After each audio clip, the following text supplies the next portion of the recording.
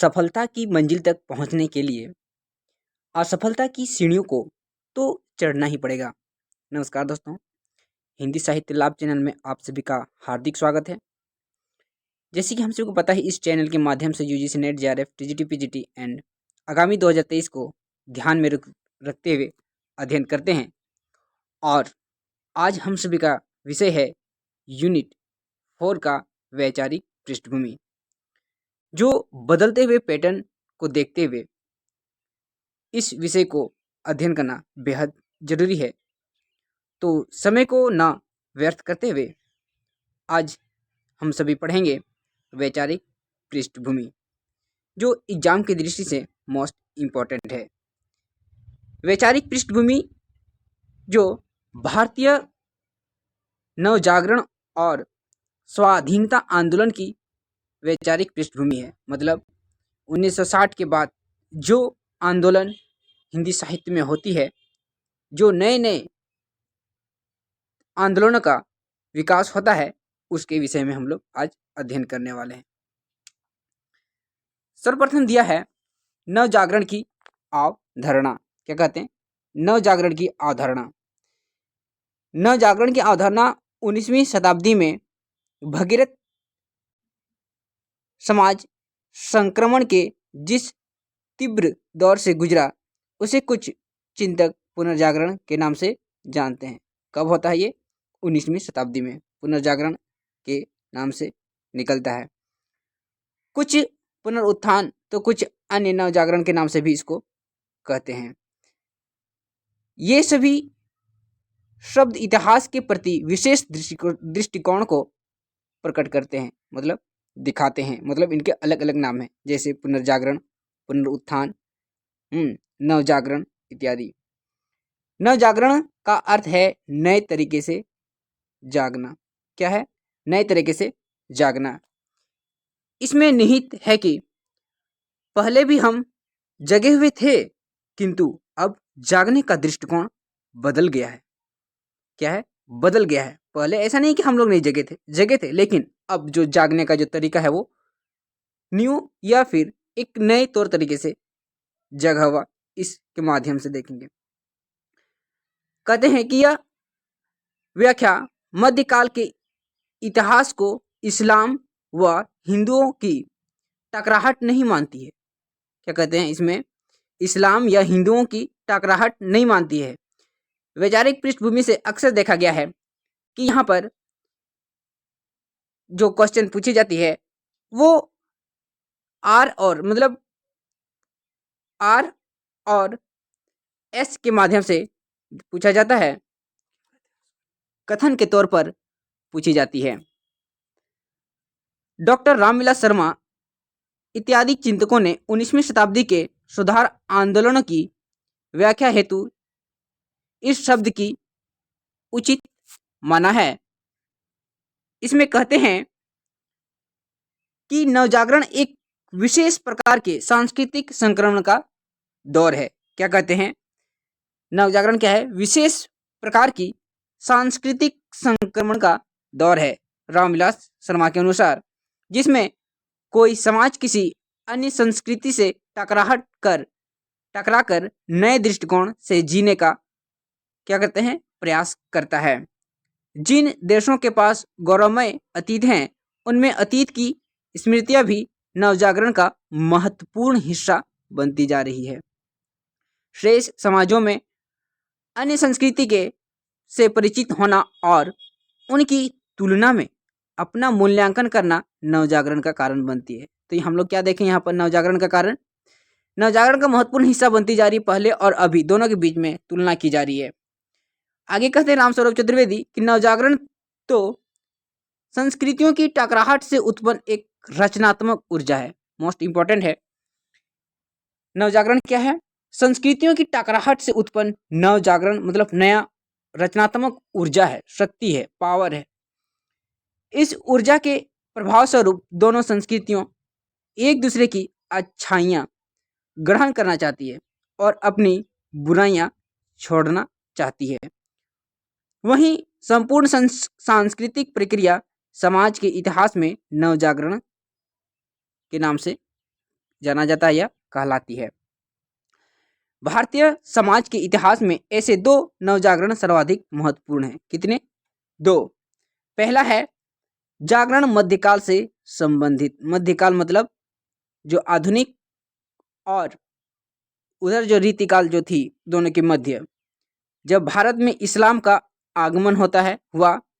इस्लामी संस्कृति समता मूलक किंतु कट्टर धार्मिक विचारों पर आधारित थी, जबकि भारतीय संस्कृति धार्मिक लचीलापन किंतु विषयमूलक सामाजिक संरचना पर आधारित है। दोनों की टकराहट से भक्तिकालीन जागरण हुआ और सामाजिक संस्कृति अभूतपूर्व हुई, मतलब उद्भूत हुई, मतलब बाहर उसका निकला। जो इस्लाम था वो संस्कृति को लेकर नहीं चल रहा था, लेकिन भारतीय जो थी वो संस्कृति को उद्भव या फिर उसको साथ में लेकर चल रही थी। संस्कृतियां पहले टकराती है फिर तटस्थ होती है। देखिए ये जो कोटेशन है, कहते हैं कि संस्कृतियां पहले टकराती है फिर तटस्थ होती है, अंत में धीरे धीरे परिचित होकर परस्पर घुल मिल जाती है। घुलने मिलने की यही स्वर मार्मिक संस्कृति के रूप में जन्म लेती और धीरे धीरे वो शामिल समाज में हो जाती है। दूसरा नवजागरण 19वीं शताब्दी में से संबंधित है। कब से? 19वीं शताब्दी से संबंधित है, जहां पश्चिम यूरोपीय संस्कृति की टकराहट भारतीय संस्कृति से हुई है। मतलब पश्चिमी संस्कृति की टकराहट भारतीय संस्कृति से हुई है। अंग्रेजों की व्यापारिक गतिविधियों के जरिए भारत ब्रिटेन का उपनिवेश बनता चला गया। पहले मुगलों के प्रभाव ने भारत की राजनीतिक परिस्थितियों को कमजोर कर दिया, जिसका लाभ अंग्रेजों ने उठाया। मुगल, मराठा व सिख आदि सत्ताओं के पराजय से देश का बड़ा हिस्सा ब्रिटेन का मुस्लिम हो गया। अंग्रेजों की नीतियों तथा ईसाई धर्म प्रचारकों व प्राच्य संस्कृति को है समझने वाले, मतलब उसको नफरत करने वाले अधिकारियों आदि ने भारतीयों के सांस्कृतिक गौरव को आघात पहुंचाया, मतलब नुकसान पहुंचाता है। अंग्रेजों ने अपनी औपनिवेशिक नीति के तहत जमीन का नया आंदोलन किया। क्या है? नया बंदोबस्त किया। इससे अपने मन में सिमटे हुए गांव की जड़ता टूटी, मतलब धीरे धीरे उसको तोड़ना शुरू किया अंग्रेजों ने। अंग्रेजी शिक्षा के माध्यम से हम यूरोपीय ज्ञान विज्ञान से परिचित हुए, मतलब अंग्रेजी ज्ञान हम ग्रहण करना शुरू किए। प्रगति का एक नया मार्ग मिला। क्या है? प्रगति का एक नया मार्ग मिला, मतलब आगे बढ़ने का। यातायात के नए साधनों से व्यापार में वृद्धि हुई। मतलब पहले क्या था? बैलगाड़ी था, लेकिन अंग्रेजों के आने के बाद क्या होता है, इसमें परिवर्तन हो जाता है। उनके द्वारा लाया गया ये संसाधन स्पीड चलने लगा, वृद्धि हुई और हमारे आवागमन की गति तेज हुई। क्या है? तेज हो गई। पथ के आने जाने के कारण विचार विनिमय सुविधा हुई। विचारों की स्वतंत्रता का द्वार उन्मुख हुआ, मतलब खुल गया। यह नवजागरण ही भारतीय स्वतंत्रता आंदोलन को पृष्ठभूमि बना। मतलब यहाँ से अब हम लोग का नवजागरण के दौर में हम लोग धीरे धीरे मतलब अंदर घुसते चले गए। आगे कहता है कि भारतीय समाज की रूढ़िवादी व धार्मिक संकीर्णता ने भी स्वयं वहां के एक वर्ग को सोचने को मजबूर किया। मतलब कहता है कि वहां की जो समाज थी, जो रूढ़िवादी थी, जो संकीर्ण था, जो हमारा सोच जो संकुचित थी, उसको सोचने के लिए मजबूर किया, क्या ये हमारे लिए सही है या गलत। निसंदेह अंग्रेजों की शिक्षा नीति उपनिवेशिक की प्रक्रिया के तहत थी, मतलब उन लोग के अनुसार थी, परंतु इसने दो संस्कृतियों की टकराहट के बीच आधुनिकता प्रसार का मार्ग शुरू किया। भले ही उन लोग अंग्रेजी द्वारा इसका स्टार्ट किया गया या उन लोग का नियम से स्टार्ट किया गया या उनकी भाषा में स्टार्ट की गई, लेकिन ये एक नया था, एक आधुनिकता की एक प्रयास था, एक मार्ग था, एक रास्ता था जो हम सभी को एक नए दिशा की उन्मुख किया था। आगे कहता है आधुनिक भावबोध की संगठित अभिव्यक्ति नवजागरण के माध्यम से हुई। विश्व चिंतन की तमाम आधुनिक स्थापनाएं पहली बार नवजागरण के माध्यम से 19वीं सदी में अभिव्यक्त हुई। मतलब ये 19वीं शब्द जो है ना बार बार आता है, ये मोस्ट इंपॉर्टेंट है क्योंकि 19वीं शताब्दी से ही हमारा वैचारिक पृष्ठभूमि तैयार होती है। सबसे पहले नवजागरण बंगाल में घटित हुई। कहाँ? नवजागरण में इसका पहला घटित होता है।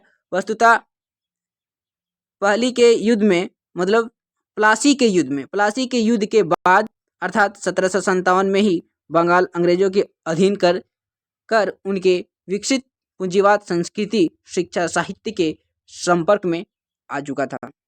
स्वाभाविक है कि बंगाल को इसका लाभ मिला और वहां नवजागरण आया। मतलब वहां सबसे पहले नवजागरण का फायदा देखने को मिलना शुरू हुआ।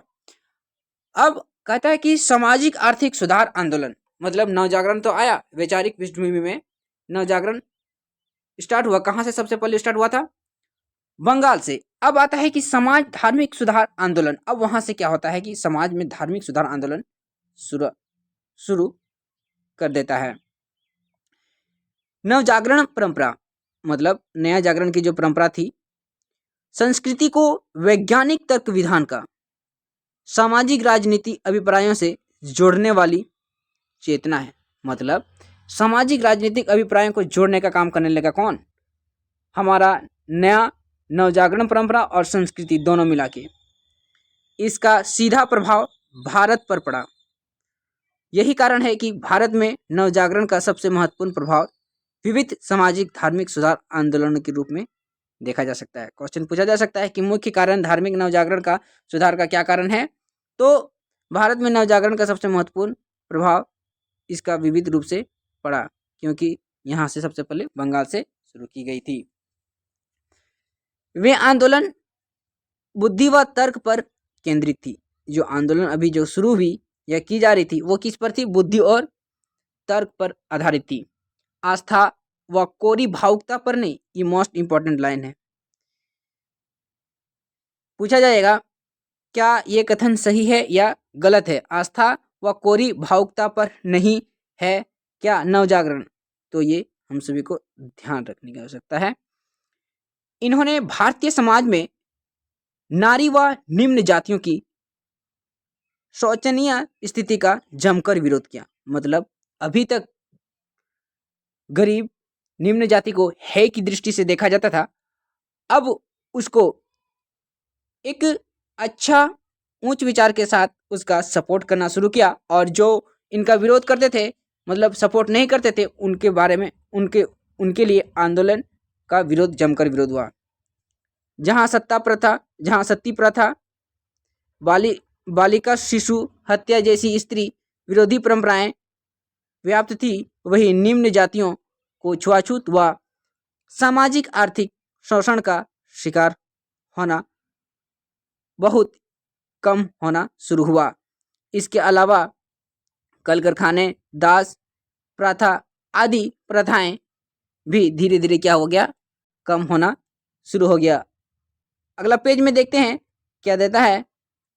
आगे है समाज में व्याप्त ये सारी बुराइयां, मतलब जितनी भी कुप्रथाएं थी, दहेज प्रथा था, अनमेल विवाह था, इसके विरोध में धार्मिक संरचना से जुड़ी हुई थी।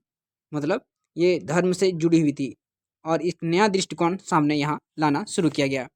इसलिए भारतीय सामाजिक संरचना में परिवर्तन लाने के लिए धार्मिक ढांचे में परिवर्तन लाना जरूरी था, इसको आगे सुधारने के लिए। समाज सुधारकों ने धर्म का मानवतावादी, उपयोगितावादी दृष्टिकोण प्रस्तुत किया। मतलब 19वीं शताब्दी में जो नवजागरण के जो आंदोलनकारी थे, कैसे रूप अपनाया? मानवतावादी, उपयोगितावादी दृष्टिकोण प्रस्तुत किया। इन आंदोलनों का उद्देश्य सुधारात्मक परिवर्तन था, संरचनात्मक परिवर्तन नहीं। मतलब बना के परिवर्तन नहीं, मतलब अब इसमें एकदम नया सुधार के साथ परिवर्तन होगा। आगे कहते हैं इन आंदोलनों के तरीकों में लोगों को जागरूक करना, सामाजिक कार्य करना, विविध कानून के माध्यम से सुधार करना शामिल था। राजा राम मोहन राय को भारतीय नवजागरण का अग्रदूत माना जाता है। इनके प्रयास से सती प्रथा प्रतिबंध लगाया गया। जो सती प्रथा पहले चलती थी, अब इनके नेतृत्व में वो बंद हो गया। ईश्वर चंद्र विद्यासागर ने विधवा पुनर्विवाह के लिए महत्वपूर्ण भूमिका निभाते हैं। दयानंद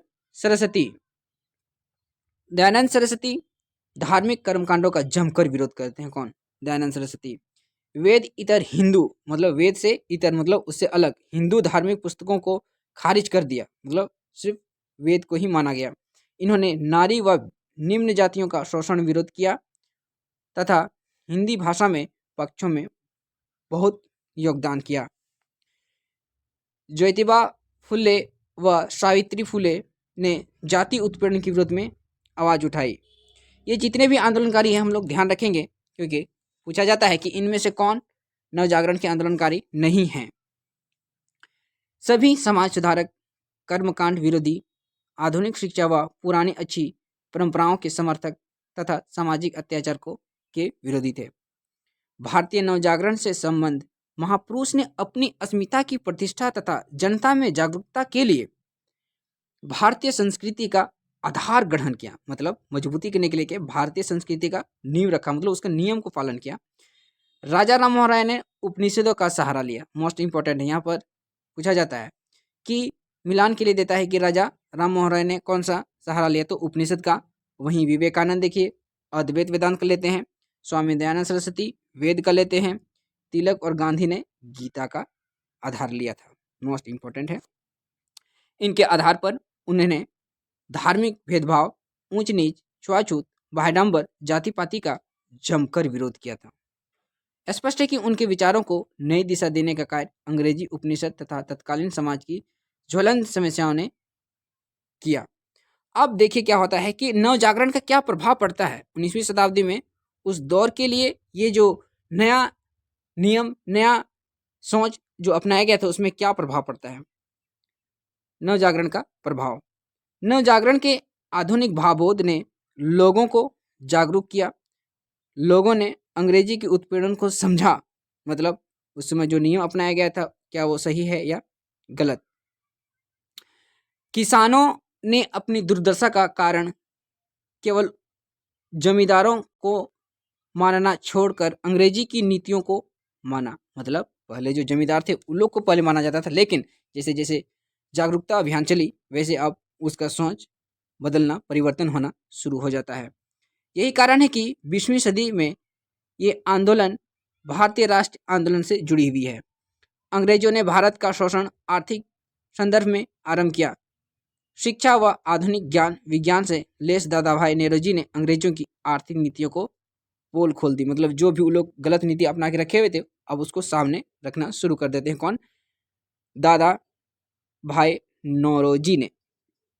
लोगों को अपने अधिकार समझ में आने लगे, मतलब उसका पावर, उसका अधिकार समझ में आना शुरू हो गया। कई पत्र पत्रिकाएं निकालकर विचारों को अभिव्यक्त किया गया। इससे नवजागरण का प्रभाव फैलता गया, मतलब अब पॉजिटिव थिंकिंग लोगों के बीच में आना शुरू हो जाता है। कई संस्थाओं की स्थापना हुई, मतलब अब नया नया संस्था बनाना शुरू हुआ। इन्होंने भारत में राजनीतिक सामाजिक अधिकारों की मांग को रखना शुरू किया। कांग्रेस की स्थापना 1885 इस क्रम में महत्वपूर्ण थी, मतलब 1850 में कांग्रेस की स्थापना होती है और वहीं से इसका मतलब रफ्तार पकड़ना शुरू हो जाता है। लोगों ने स्वतंत्रता, समानता, भाईचारा अर्थों को समझा और मूल्यों पर भारतीय स्वाधीनता की लड़ाई लड़ी गई।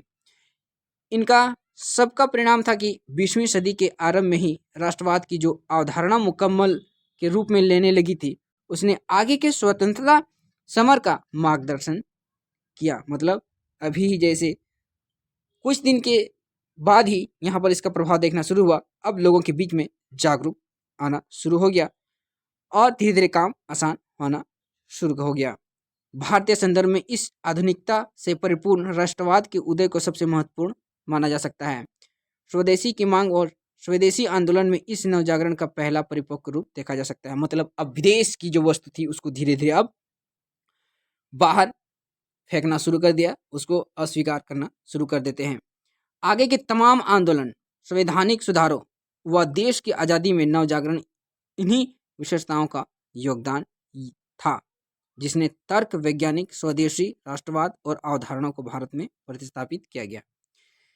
नवजागरण मात्र सांस्कृतिक, सामाजिक या धार्मिक आंदोलन की नहीं था, मतलब ये ना केवल सिर्फ नवजागरण था, नहीं सोच था, सांस्कृतिक भी नहीं था, सामाजिक धार्मिक नहीं था, बल्कि अंग्रेजी द्वारा भारतीय जनता के शोषण के विरुद्ध विद्रोह था। क्या था? विद्रोह था। मतलब इसको एक माध्यम बनाया गया और इस माध्यम के से अंग्रेजों का विद्रोह करना शुरू कर देते हैं। इसलिए भारतीय नवजागरण उन्हीं राष्ट्रीय आंदोलन को एक दूसरे से अलग करके नहीं देखा जा सकता। मतलब भारतीय नवजागरण और राष्ट्र आंदोलन को एक ही चीज मान करके चलते हैं, और है भी, क्योंकि उसको केवल माध्यम बनाया गया था, ना कि वो अलग था।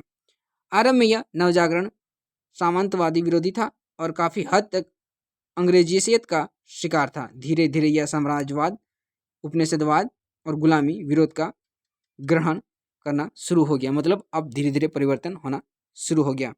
तो ये था दोस्तों आज का हम सभी का छोटी सी वीडियो, लेकिन छोटी थी लेकिन मोटी बातें हैं इसमें। अगर ध्यान से पढ़ें और सुने समझें तो निश्चित रूप से यहाँ से फ़ायदा उठाया जा सकता है। अगर दोस्तों थोड़ा सा इसमें आपको ब्लर दिखाई देता हो तो अपना रिवोल्यूशन बढ़ा लीजिएगा, ताकि आपको स्पष्ट रूप से देख और समझ सकते हैं। ठीक है दोस्तों, मिलते हैं अब अगले वीडियो में, तब तक के लिए धन्यवाद।